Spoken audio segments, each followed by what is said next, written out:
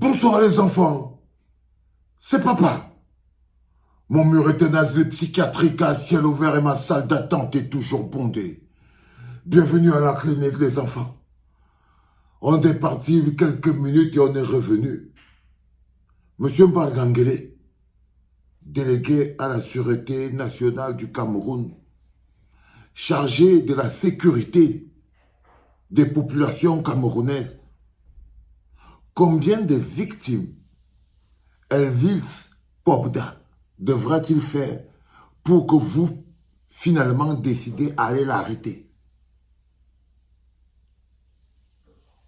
Les enfants, apprenez à ne pas tourner autour du pot quand vous êtes face à une situation comme celle-là. Nous avons donné notre sécurité à nos institutions. La Délégation générale à la Sûreté nationale fait partie de ces institutions-là. Plus de 50 victimes déclarées sur Internet. Un prédateur du nom de Elvis Pobda sévit à Yaoundé, à Douala, à visage découvert. Le prix de nos vies. Quelle est la valeur qu'il donne à nos vies? On a déjà atteint les 50 déclarations, 50 plaintes. Allez sur la page de Zumanto. Nous sommes au Cameroun, nous sommes dans un pays. Un prédateur sévit. Il sévit à visage découvert parce qu'il est déjà connu. Il marche dans la ville. Les gens se plaignent sur Internet. Les victimes sont de plus en plus présentées. On a franchi la barre des 50 victimes, inhumainement acceptables. Mais le délégué à la Sûreté nationale, la gendarmerie, Galaxy Toga, personne, aucune institution ne bouge. Aucune institution ne bouge. La question qu'on devrait se poser, c'est quelle est la valeur que les gens qui nous dirigent donnent à nos vies? Leur rôle, c'est de protéger nos vies. Après 50 plaintes, on interpelle au moins le monsieur. Je n'irai pas plus loin en demandant pourquoi c'est que 50 personnes n'arrivent pas à se mettre en collectif et à aller porter une plainte réelle, physique. Ou alors elle existe, mais je ne l'ai pas vue. Mais je vous entends pleurer, les enfants.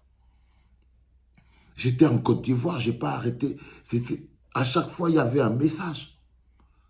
Oh, tu ne parles pas de ça, tu ne parles pas de ça. J'ai dit non, les gars, excusez-moi.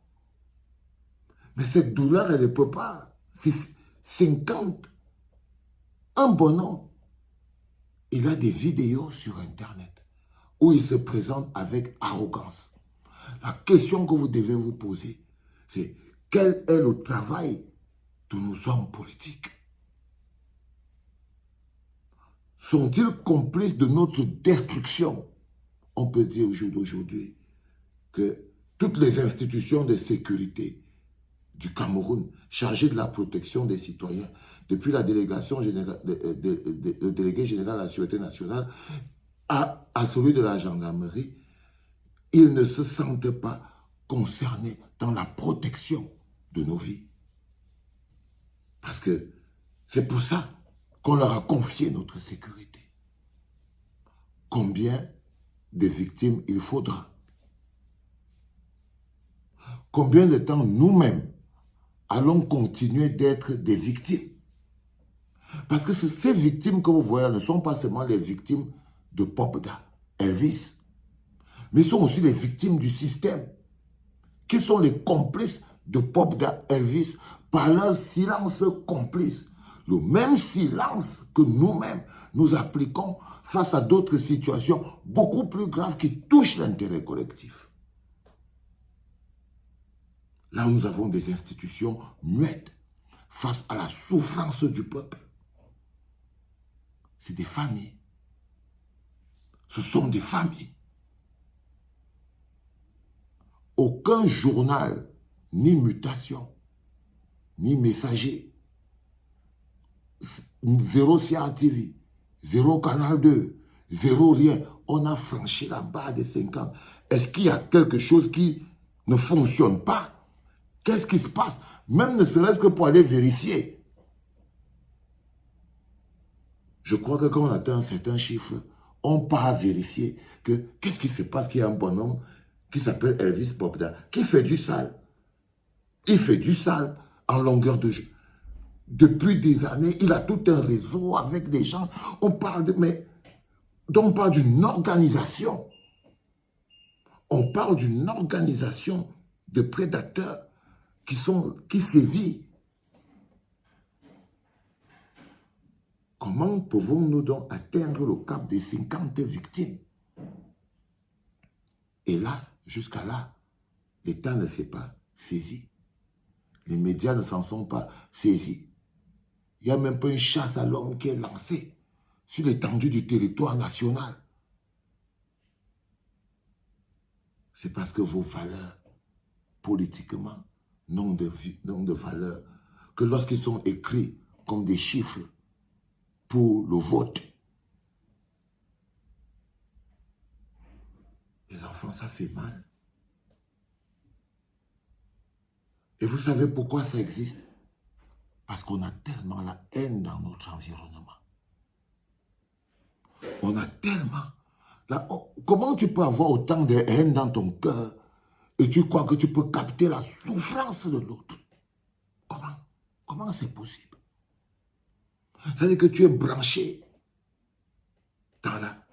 tu ne vois dans la haine de l'autre, la détestation de l'autre. Comment peux-tu ressentir la douleur?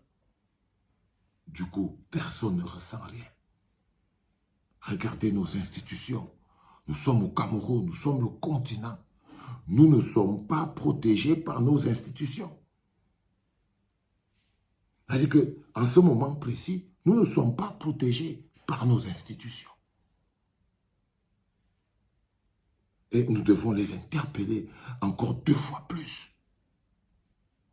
2 fois plus, 3 fois plus. C'est important de savoir où est la porte sur laquelle il faut cogner. Maintenant, permettez-moi de vous poser une question. Pourquoi Francis Ngannou, il ne parle pas de ça? S'il est tellement important pour vous dans vos vies, c'est tellement grand pour vous dans vos vies, pourquoi Samuel Eto'o, il ne parle pas de ça? Pourquoi il faut à tout prix que ce soit dit à la clinique? Pourquoi c'est nous que vous insultez tous les jours? Je tiens à vous faire bouffer ça, à ce moment-là, pour que vous appreniez un peu le respect du sacrifice que tous ces gens font sur Internet pour protéger vos vies. Imaginez, c'est un seul instant. L'un de ces 2 illustres bonhommes posant ce problème sur la table. Le monde entier serait au courant. Mais le plus important, c'est qu'est-ce que vous apprenez derrière ces choses-là? C'est que vous êtes mou, vous êtes résilient. Un bonhomme sévit, Elvis Bobda, on dit, il faut qu'il soit arrêté. Bien sûr qu'il faut qu'il soit arrêté. Qu'est-ce que vous croyez? Qu'il doit rester dehors? La question qu'on doit se poser, c'est pourquoi il n'est pas arrêté? Quelle est la valeur que nous avons en tant que citoyens? Méditez là-dessus. Bonne nuit. C'était Papa.